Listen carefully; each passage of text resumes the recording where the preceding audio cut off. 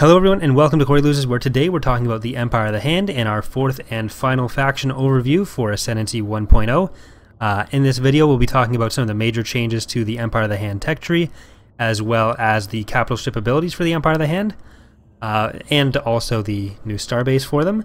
So we've done a video already for the other three playable factions in 1.0, being the New Republic, the Imperial Remnant, and the Pentastar Alignment. There's a link in the description to the playlist with all four videos if you haven't seen the other three yet. So I'll just give you a second to go and watch those. Okay, done? Alright, so the first thing we're going to talk about is that we've shuffled some of the abilities around, or some of the roles around on the Empire of the Hand ships. So in previous versions, especially before the patch that added the Antigo, there were only the three capital ships for the Empire of the Hand, so the Ascendancy, the Phalanx, and the Syndic, and they all ended up having to do a lot of sort of double role duty. So where you had, like, there just wasn't much specialization for them, I guess. So the Phalanx, which is supposed to be, or which is designed to be more of a high damage, low durability thing, which I guess sort of goes against the name, it ended up having to be both really powerful and really durable, which isn't what it was supposed to be. Well, the Antigo was supposed to be their tankier counterpart to that. But now we've been able to sort of specialize all the capital ships a bit more for the Empire of the Hand. And part of that was also swapping out the Ascendancy as your starting capital with the Syndic, which was also a way for us to sort of differentiate between the Syndic and the Phalanx as well. So we'll go into the abilities here first. So for the Syndic, you have the basic established garrison ability, so it's your colonizing capital. You have a basic micro jump ability, which is really helpful for keeping it relevant late game, because it can help them jump around and cut off any escaping ships. It does require a tech unlock right now, so it can't be abused early game. If it turns into a thing where we feel like that's something they could really benefit from early game and might be necessary for them to expand in a competitive way, then if we decide rather than change whatever else is factoring into that, it would be better for them to be able to have access to that right away. That's something we can consider, but we'll have to see how the testing goes, which should be starting on the weekend. We'll be starting the open-ish beta, but the last ability for it here, or the last two abilities, it has a cloaking device, which is a toggle ability. So if you see here, the cooldown will expire and then we can uncloak it. Makes it invisible, untargetable, and also unable to participate in any sort of combat. So it's good for a bit of safety, just temporarily, but then you gotta uncloak. The last ability it has is a passive ability, so just a passive combat ability, the Kinetic Mega Mazer. The idea behind this being that there was some actual physical energy imparted by Chiss and Empire of the Hand weaponry, the Mazers, as opposed to lasers. So it would nudge the enemy's ships off a little bit and make them have to recalibrate their weapons, which would make them fire a bit slower. So it's good to have a few of these in just to debuff the enemy ships, and if you need to hunt them down after a battle. So the Ascendancy, which will be getting an art update at some point, along with the Antigo and the Syndic. The Antigos might be in 1.1, but not sure. But anyways, so the Ascendancy has been moved more towards a carrier. I think I said 1.0 earlier at the start of the video. Oh well. Anyways, the Ascendancy is being moved towards more of a carrier role, since that was something that was really lacking on the capital end of the Empire of the Hand. So its abilities are more in line with something you might see on the Secular, the Endurance, nope, just those two. So you have the Numerical Superiority ability, which increases the number of strike craft you can have coming out of the ship at once. You also have the Anti-Fighter Counter Nets. So Counter Nets are a Chiss technology that are sort of like physical ion cannons, but they're like actual physical nets that would envelop a ship and sort of shock the disable the electrical systems. It's been a while since I read Outbound Flight, so I can't remember the exact specifics of it, but it is a Chiss. It's a cannon Chiss technology. Cannon with one N, not two, or I guess two, not three, but C-A-N-O-N. But yeah, so it targets enemy strike craft in this version, and it basically just is another way to ensure you have fighter superiority. We might in the future look into another capital ship based counter net But for now, we're just sticking with the fighter version, because they could get pretty big. But the next one is Coordinate Strike, which targets your own strike craft, your own claw craft here, and gives them a permanent boost. So we have our old Psycho Bombers here. These are... I get redone. Oh, they're inside some claw... That looks weird. But anyways, that gives your own fighters that are attached to this specific ship a boost in their own damage and chance to dodge. So it makes them just better in general, really. Those are the two most important stats, I guess. But it is only the ones tied to this specific carrier. So it's not every ship around it, like some of the carrier abilities, but it's also permanent, which is usually the trade-off you're getting for a permanent versus... or for a ship-specific versus fleet bonus like that. So the last ability it has is also the Cloaking Device. So I guess we'll move on to the Phalanx next, since that's the next oldest, or the other older ship. We have the micro jump ability for here as well. So same sort of idea. We've removed. It used to have an ability called Close Quarters, but we've mostly removed that ability from pretty much every ship that had it, except for one or two, because it made battles kind of a mess. All the ships would just jump into each other and glob on. So instead, we've just made it more of a free-flowing movement ability for the Phalanx and gotten rid of the combat-based one. So it can use it in combat, but it's more to reposition rather than like jump into stuff and make the battles look weird.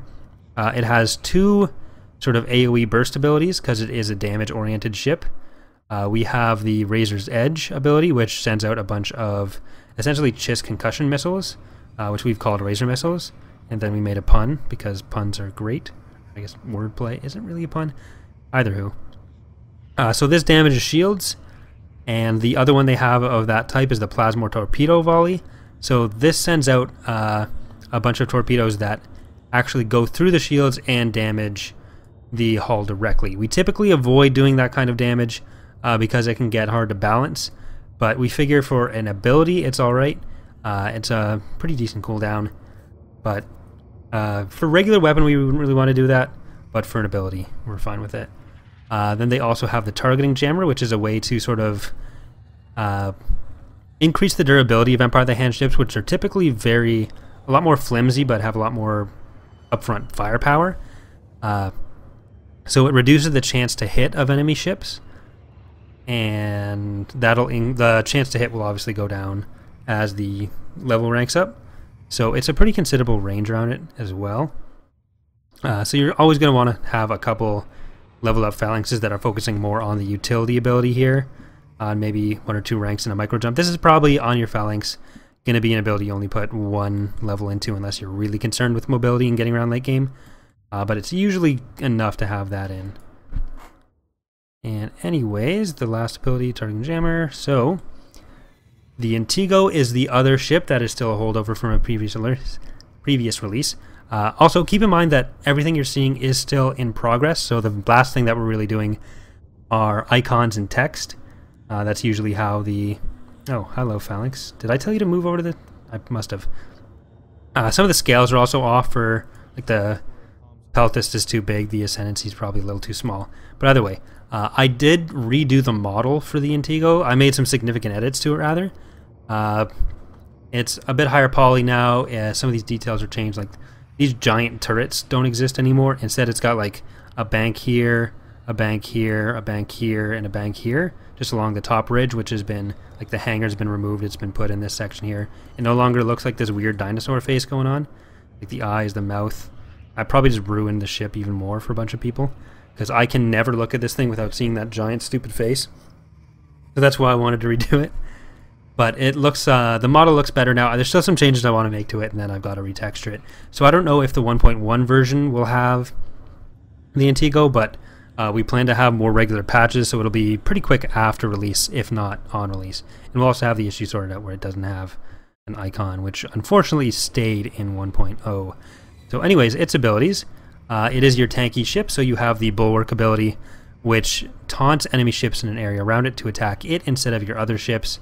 Again, just helping with fleet durability. It's an ability that's been in the mod for a while, so I won't spend too much time on it. Resilient, which is another ability that I believe the Dauntless has. It's based, for anyone who plays League of Legends, It's essentially Volibear's passive. So once the ship drops to a certain amount of health, it'll start restoring that health, which is really good in combat healing. And it's a way to add some extra tankiness without making it be an inherent stat that it always has. It's more on a timer. So if you're fighting this thing when it's not within that cooldown, then you're able to kill it a lot more easily. But as long as you manage that cooldown pretty well as the Empire of the Hand player, you're in pretty decent shape usually. That's another thing I had to fix on the ship. You can sort of see through the back because there weren't any bases on those. But enable Fleet Cloak, which is a cloaking ability that cloaks everything around it for a short period of time. It is only temporary though, it's not a toggle like the other one. So they'll all pop back up, which is good for if you need to wait the last few seconds before a big cooldown, if you are just in the process of jumping some stuff out. There's a few use cases for that there, but it's especially useful for larger fleets of smaller ships. Because then you can cloak the entire fleet with one button rather than micromanaging a bunch of stuff that may or may not have the ability itself. The last ability for the Antigo, though, is the target tracking node, which is the Antigo acts as a command and control node for vessels in range by providing updated enemy fleet movement predictions, allowing friendly vessels to close at a faster rate to their designated targets. So this will buff every ship around it as well, similar to the Fleet Cloak. Increasing, we saw, I can't remember the stats, the speed, acceleration, turn rate, and phase jump departure range. So if you are trying to escape or catch up to enemy ships, the Antigo can help facilitate that if you want to focus more on the utility end rather than the defensive end. And then finally, the newest capital ship for the Empire of the Hand. There was supposed to be 2 in this release. We ended up not finishing the other one on time. We're still deciding some stuff on its design, but this is another sort of Imperial-derived design, sort of based on, like, you can see the Star Destroyer bridge and like the general triangle shape. This is sort of what we want to bring the Ascendancy towards, more this style. Not as thin because this is based around a single main cannon, as you can see, but it's sort of like a long-range single target damage ship. So if you're fighting a lot of enemy Titans or enemy capital ships, these are great at ripping them apart. If you're fighting a fleet of a lot of small ships, then it's less effective. So it's pretty good against New Republic fleets. It's pretty good against Titans, obviously, but against something like a Pentastar Element carrier fleet, it's less effective. So this will be more of a situational ship. You're probably going to vary how many Ascendancies versus how many Peltas you have, depending on who you're fighting. But, yeah, so there was an issue with the spread fire thing, too, because it has the ability version of its cannon and also the weapon version of its cannon. So when we were testing, I forgot about the increased banks tech, and there was, like, Peltas shotgunning everything and hitting, like, 4 or 5 targets and just ripping through enemy fleets when we first added the ship in. It got ridiculous. But yeah, so it has the fire main cannon ability, which fires the main cannon, as you can probably suss out there. Analyze weakness, which is sort of like the Titan for the TEC Rebels from the base game. The Peltas targeting computers home and on the weak point on the enemy hull, increasing damage against it. So it amplifies the ability, or the next ability used, so it'll do more damage if you fire the main cannon. And I don't know if another one... No. It doesn't do anything for the other 2 abilities. No.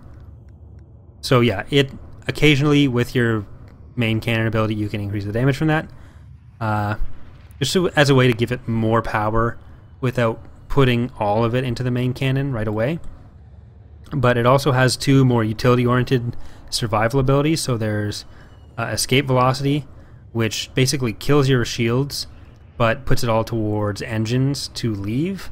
And there's also emergency shielding, which puts everything towards your shields. So you're usually going to be using these in combination with each other. But this is not going to be a super ability heavy ship, like the main cannon, obviously, but it's a high DPS ship, that's really what you're getting it for, and that's what you're going to be using it for. So I guess we will move on to the Autoclass station, and there is obviously some text and icons that still need to be done for it. But the Empire of the Hand, they don't have a Titan. They are not getting a Titan. Thrawn was generally opposed to super ships, and we wanted to stick with that with the faction design because this is Thrawn's faction, and also provides a fairly unique opportunity for gameplay to balance a faction around that rather than having to accommodate for an SSD. But what that does let us do is have a pretty powerful Starbase for them. Probably the most versatile of all 4 factions for Starbases. It's definitely the biggest. So because the Empire of the Hand was so spread out and had to deal with so many either uncolonized or remote locations, we decided to give them something that was essentially a giant logistical facility that could act as both a military installation, ship production, well, I guess I said both, but I'm going to list more than 2 things. So military, ship production, distribution center, like Amazon Supply Depot, whatever Amazon Prime needs that week, they can distribute it with all these shipping crates. But it's the most versatile, like I said. So where the other, like the Imperial Cardan Station is pure military, the Empress and the Valaduja lean more towards like resupply and repair for the Valaduja or fighter supply for the Empress. The Empire of the Hand Auto Station, you can install the shipbuilding capabilities here. You can get the you can upgrade it to be pretty heavily military and even outshine the Cardan a little bit there.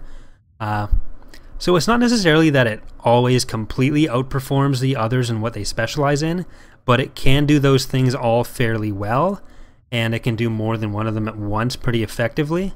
And that's really what you are looking for out of these stations.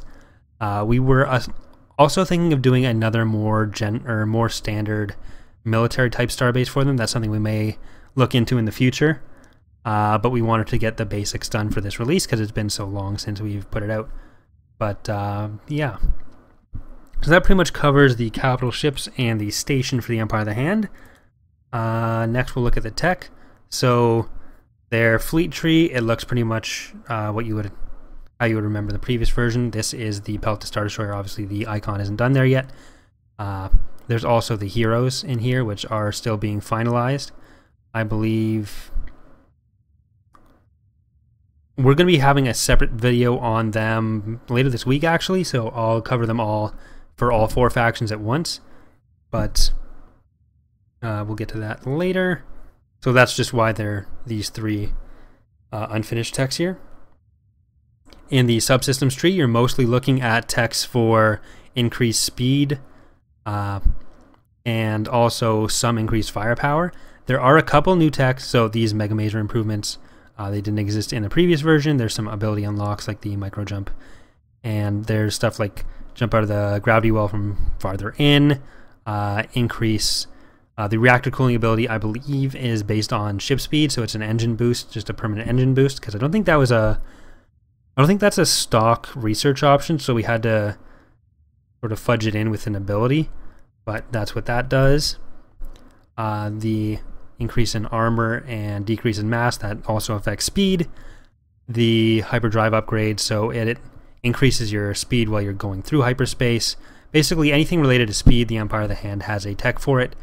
They also have a couple techs related to defense, not to the point that it's actually going to be a very defensive faction, but just to make up for the fact that where other factions are typically getting a lot more ships proportionally, they're more of a strength in numbers. The Empire of the Hand's quality of their ships are going to be increasing proportional to that, and then it's stuff like speed where they really shine.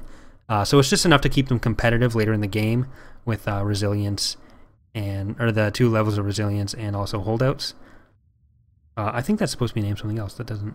Oh no, that's the correct name.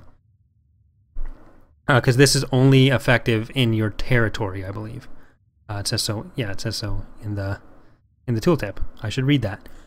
But so it's not as much as something like the New Republic would get, which gets a lot more defensive buffs than the Empire of the Hand does. And also their defensive stats are pretty much higher in the first place. So the defense tree, I don't think the auto tech is in yet either. No. So they do have the ability to add in a second Starbase, but these are fairly expensive. And that was more planned around them getting another type of Starbase, so that may be something that gets removed and replaced with something else in a future version. But for now, we're going to leave it there and see how it does. But you get the brass hangar section, the Tycho's weapon platform, which isn't done yet. If we want to do 2 levels of defense platform for them as well that are sort of analogous to the Golan 1 and 2, since they have the hangar defense platform and the Visvias closer to their Golan 3. If we don't do that, we probably won't have that done by the release, so we might end up just slotting in the Golan 1 and 2 for them to start off with for a release until we get them done, because they were tied to the Empire, so it wouldn't be super unrealistic for them to have them, and it's not really worth delaying the release just for those when it fits perfectly fine for them to have the Imperial versions. We also have the Planetary Mega Maser, which is sort of like their hypervelocity gun or ion cannon, so you unlock that ability, it puts a Planetary Mega Maser on the planet, and it does a significant amount of damage.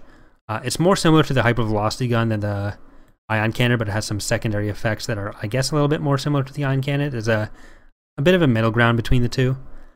So that covers most of that. The governance tree, so this is their economic stuff first. They do still mostly rely on the primary industry abilities. They've had some numbers changes, but this part of the tree is pretty much the same as it was in the last release. So the primary industry buff, this ability gets applied to your Durasteel and Tabana extractors. So the Empire of the Hand doesn't benefit too much from having high population planets, but if you can find very mineral-rich planets or Tabana-rich planets, you're going to be getting more credits extracted from those facilities instead of necessarily from the population. Then in their development tree, each faction has 1 or 2 planet types that they sort of specialize in that makes them more priority targets for them. For the Empire of the Hand, this is the Arctic planets because the Chiss are from Scylla, which is an Arctic planet, which is why it's called Arctic Roots. And they have like the general infrastructural capacity, recovery, which is increasing build rates on your planets, relocation, which increases the growth rate. Then you have the ruling families techs. So there's one named after just ruling families, which is your growth rate increase there. Then you have the Irakini family, which was in charge of science within the Chiss Ascendancy. So that increases research. And the Sapla family takes over responsibility for hand colony worlds and primary industry. I can't remember if they had other canon responsibilities, but these are both based on canon Chiss Ascendancy families. We sort of tried to tie in some Chiss Empire of the Hand connections where we could, without making them like entirely Chiss Ascendancy related or entirely Imperial related. But their control techs are fairly similar. The culture techs, so you have the culture station a bit higher than, or a bit farther in the tree than you would for the other factions. Same thing with their trade port. But you do get a lot of information-related tech from your culture. So the Neuron Archives. So this lets you see all the ship movements in the galaxy. You get some pretty decent culture tech. Culture isn't a huge focus for them, but they're never going to be like the worst in culture, like the Remnant usually is. So they're sort of middle of the pack as far as that goes. Foreign affairs, we've been trying to add in a few diplomatic techs for each of the factions. This is something that's probably going to increase as we go a bit. But overall, the Empire of the Hand, I believe, has 96 technologies. We're trying to aim for about 100 to 110 for each faction. So during testing, as we get more information, there's 4 to 14 slots for them that we're able to fill, or that we're able to fill with in relation to the other factions, staying in the same sort of zone there, depending on what it turns out they need. Because they're typically a fairly hard faction to balance, because like being so mobility focused as opposed to direct upfront damage, I guess they have a certain skill floor that makes them a bit harder to pick up and a bit harder to know their actual cap. So that's something that we'll have to watch throughout testing and throughout development of future versions. So they'll probably get a few adjustments in the upcoming versions as well, more so than the other factions, as far as a bit of an expansion to their tech tree, and the 2 defensive stations I mentioned before, and another capital ship potentially. Plus we want to redo some of the art, so there's like the Ascendancy, the Antigo, the Syndic are all getting updates of some sort, but that basically covers everything for the Empire of the Hand. So, on either Friday or Saturday, I'll be putting up hopefully a video on all the heroes for all 4 factions, assuming that everything goes as planned, which it should, because they're all essentially done. They're very close to done. And then I believe this weekend we should be starting the closed part of the open beta, where it'll be accessible to everyone who has access to the Admiral's Lounge on our forums, which is a post-restricted forum, so we're going to do about a week there, sort out any of the bigger issues as quickly as we can, and then we'll be able to put that put out on the public section of the forums where anyone can access another more open version of it, and then we'll be able to do a bunch of test games. We'll be able to hopefully work out any balance issues or any major balance issues, because there's always going to be something that can be adjusted. But that's also why we want to do some more frequent releases, like every 2 months, try to get together a balance patch as necessary, maybe a bit of a content. But we'll cover that more as we get closer to it. So thank you so much for watching, everyone. Hopefully you're looking forward to the changes for the Empire of the Hand in 1.1, and I will see you later this week for the heroes. Bye. If you enjoyed this video, here are some more videos you may enjoy. Also, please consider becoming a subscriber, leaving a like, a comment, or becoming a patron on Patreon today. Your support is what keeps the channel going and is greatly appreciated.